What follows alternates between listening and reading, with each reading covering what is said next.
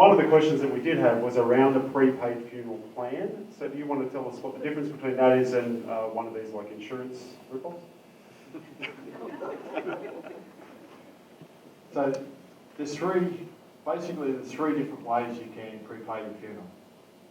You can get your insurance, which is an insurance policy to pay out on death.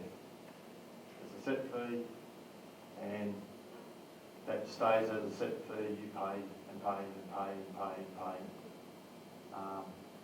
and they get your full value back from it.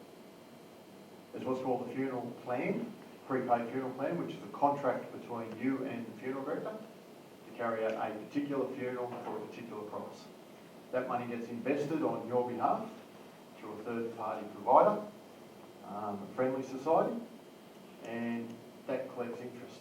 And that should keep up with inflation and pay for the funeral.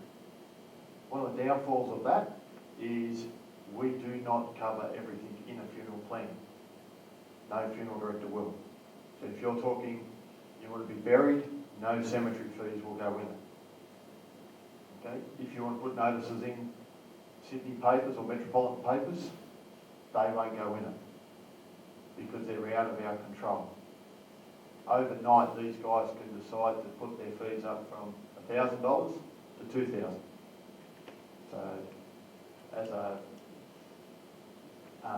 investment there, it'll never keep up.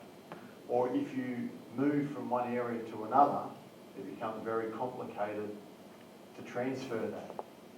We have a lot of people move down here in beautiful Ulladulla from Sydney or elsewhere, and they've included fees for their funeral, but our fees down here are different.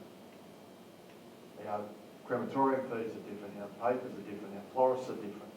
So it's really hard to get the right value for you when you move the areas. We use what's called a funeral bond. It's done similarly, but you can just put money aside to pay for your funeral, up to $12,750. Kayleen does all ours down back, so she's nodding.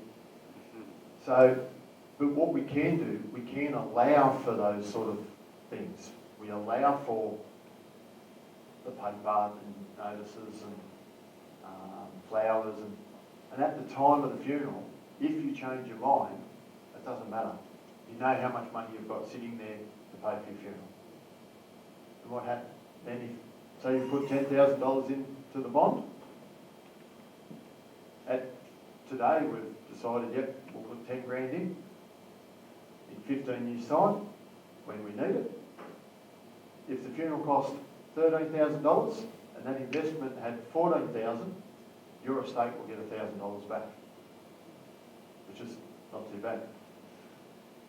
But if the investment was pretty slow and there was only $12,000 in the investment, your estate will get an invoice for $1,000, which then you give to Anthony and he takes it out of the bank.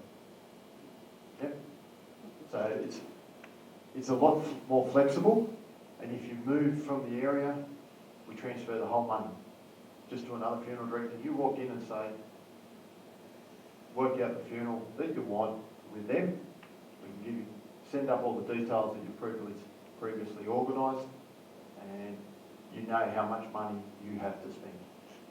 And then you'll know how much shortfall or money you're going to get back.